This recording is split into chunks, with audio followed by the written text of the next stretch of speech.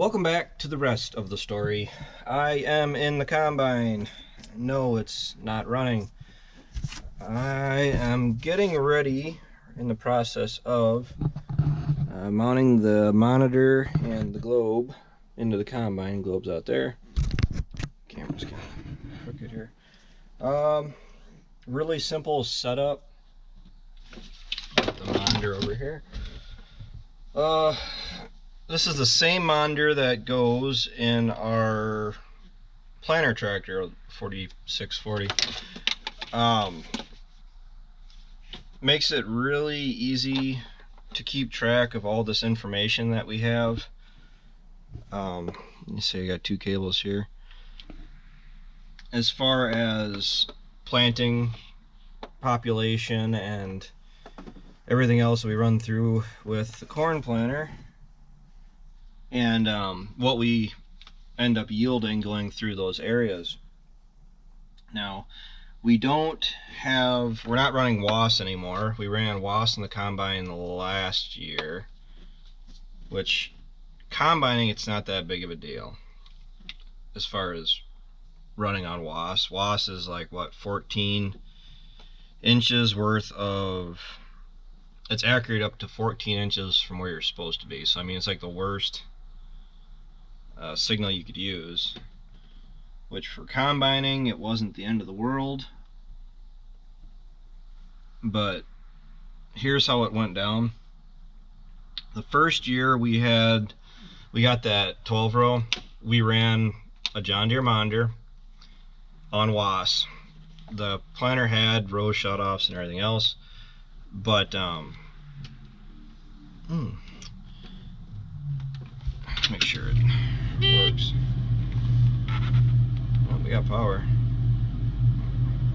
Oh, it's gonna turn on for me too. We did go with an ag leader monitor, but back to my story. Probably messed something up just by shutting it off halfway from starting up, but the first year we had that 12 row, we ran that John Deere monitor in WAS, and it had the individual row shutoffs on it.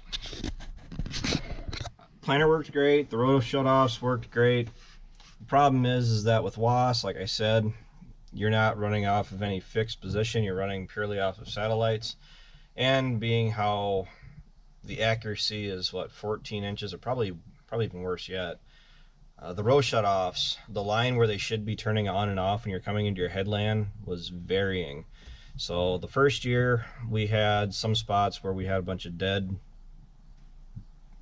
space on some of our headlands because the planter was either shutting the planter off too early, or we were having overlap and it was turning it on too early, going into that, or coming back out of the headland, and we'd be overlapping into corn that we already planted. Kind of defeats the whole purpose of row shutoffs. Then I believe Andrew showed up that fall, and the whole story of how we got started working with Andrew is a long one. Basically, the first time I met him, I wasn't exactly nice to him because we really aren't super crazy about strangers just pulling in, and he saw me walking across the lot here. But long story short, we ended up working with him. We went through, put the ag leader monitor, this whole setup that I'm working on right now, the yield monitor in the combine, so we could be able to see what our yields were doing. That was great. We really liked it. And he managed to talk us into going through and getting our corn planter set up so we could run the ag leader monitor and control our corn planter with the ag leader monitor. Now, the first year that he did that, he demoed us an RTK system to plant with. Okay, well, I went to school for ag tech and everything else. I know how accurate RTK is. So that first year or the second year we had that planter, we went through, and that was our first full season with that planter too. And the row shutoffs did exactly like, operated exactly how they were supposed to. They were turning on and shutting off right on the headlands, or right after, right when they're getting the previous pass, or when you're coming out of the field, because we went through and we GPSed all of our strips. So the planner, the row shutoffs, the RTK was seeing where the end of the field was, even though we didn't even have a headland, so it was shutting off like driving out of the field. Really nice, really liked it. Well, Andrew took back his RTK. We did run, I think we ran WAS again that fall in the combine, which works, but the problem is that it's constantly shifting. So while we did have a pretty good idea about where we were running with the WAS, like where our yields were performing like across the field. I mean, we could look at the map afterwards and be like, yeah, that's approximately where we were and what we were doing, what we were getting as far as yields.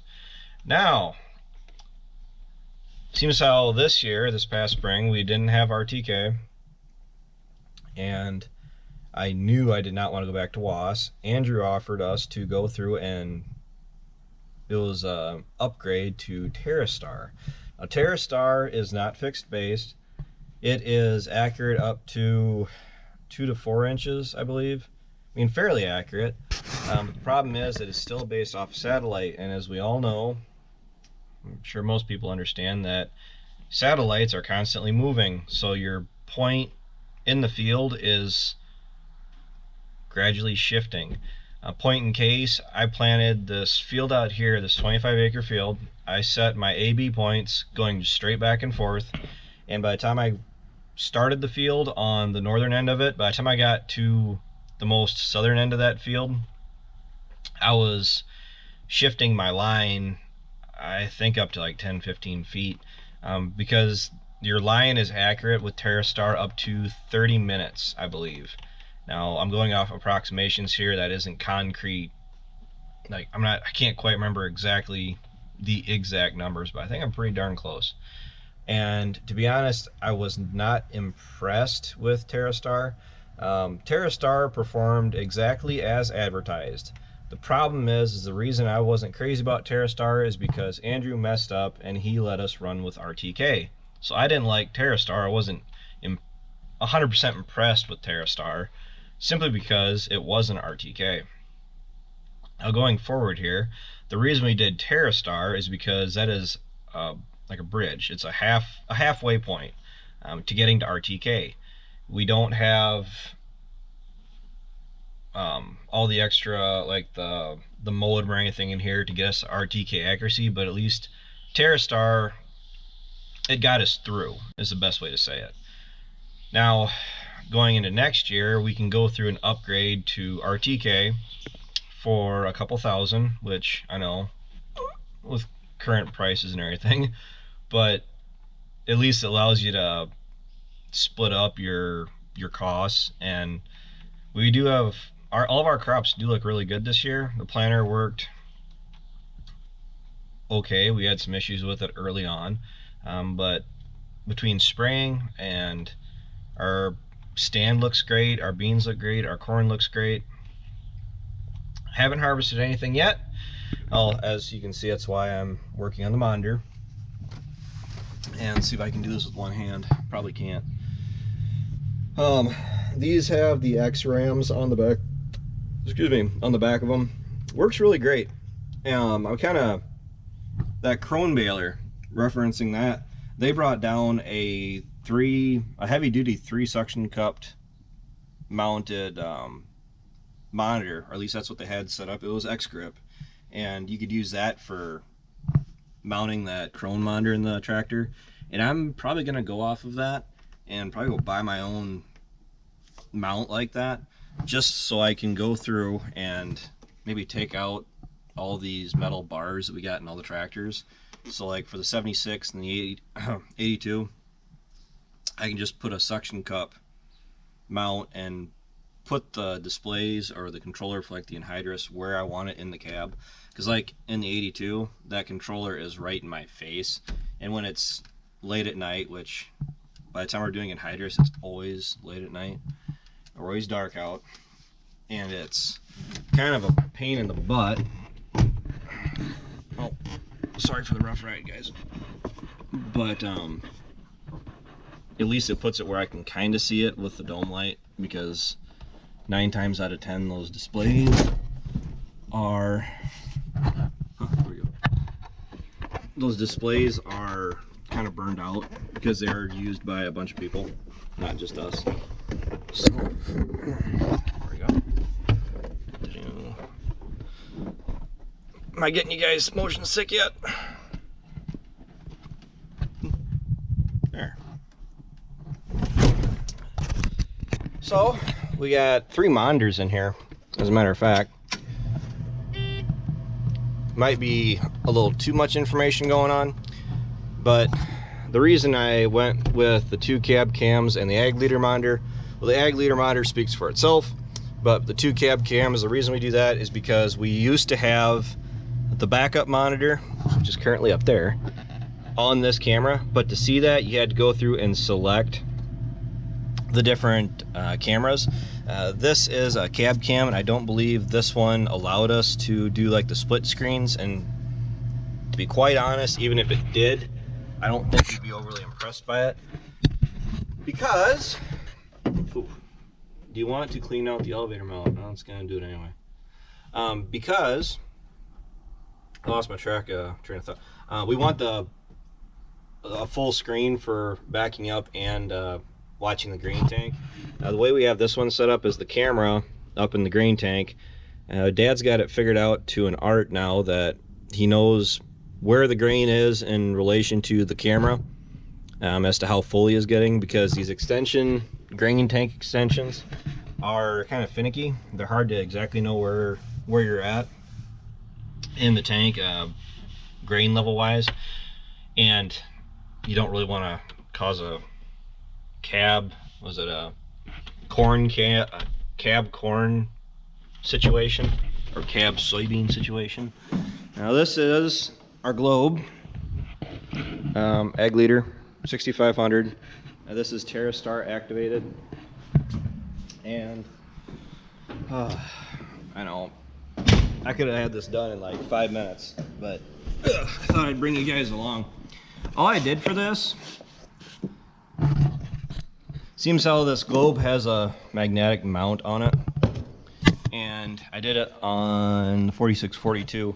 Just took a flat piece of steel, painted it green, got some silicone, drilled the holes out in the plate of steel here, self-tapping screws. I siliconed everything first, and then I went through and drilled them in.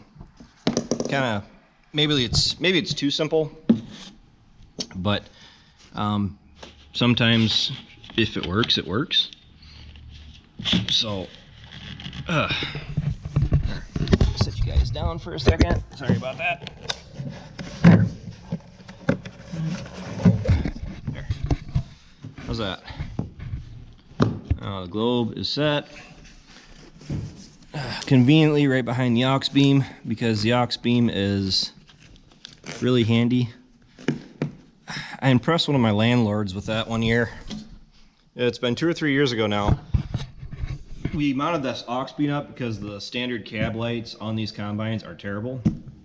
And one of my landlords, Ryan and I, it was late in the season. This is 3 years ago. Yep, it was 3 years ago. It was late in the season, and soybeans, you know how much I hate them.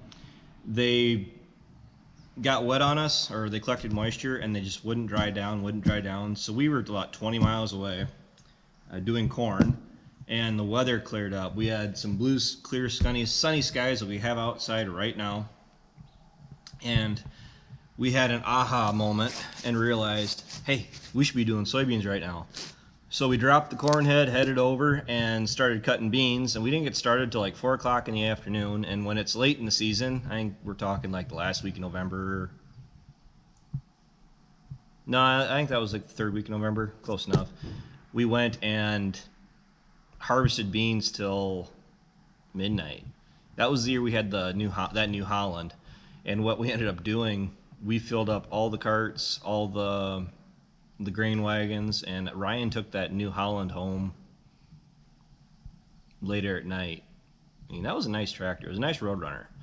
And yeah, it's like a 200 and some horsepower tractor. He pulled a full load of beans back home. back to my original story. I can tell like 10 stories, and by telling one. But my landlord happened to be up, and my B field, was right behind his house. And as I was going across the field with this aux beam on, the next time I talked to him, he just was in awe and really impressed by the fact that this single aux beam literally lit up the whole field that we were in. And this is a 60-acre field, so that's kind of neat when your landlords are impressed like that. So yeah, I'm gonna call this one good. Everybody is wondering when we're gonna start harvesting. Chances are, I'm thinking we're gonna be harvesting in 7 days from the day I'm filming this video. So I'm not sure when this video is gonna get uploaded. There's a possibility we could be harvesting by the time you guys are watching this. I'm not entirely certain. Make sure you go to our Instagram accounts. My Instagram is the rest of the story Travis, and I'm starting to get a little bit more active on social media. Anybody that follows me on Facebook, I apologize. I'm not really good with Facebook as far as keeping up with that, but Instagram and my community on YouTube, I can post pictures and stuff like I can on that, are what I've really been starting to lean on. So how about I'll look out the front of the cab. The windows are clean. The windows have been cleaned on everything now. The 82 is all nice and clean. 4640, one thing I have to do yet, which I'm probably going to do now that I'm done filming, I'm going to go clean out this back window at least once for the year. And with that, I'm going to get going. So thanks for watching. Take care. Take it easy. Keep in touch. Stay tuned. Harvest shenanigans? No, how about just harvest work? Harvest videos are on their way. So I'll talk to you guys later.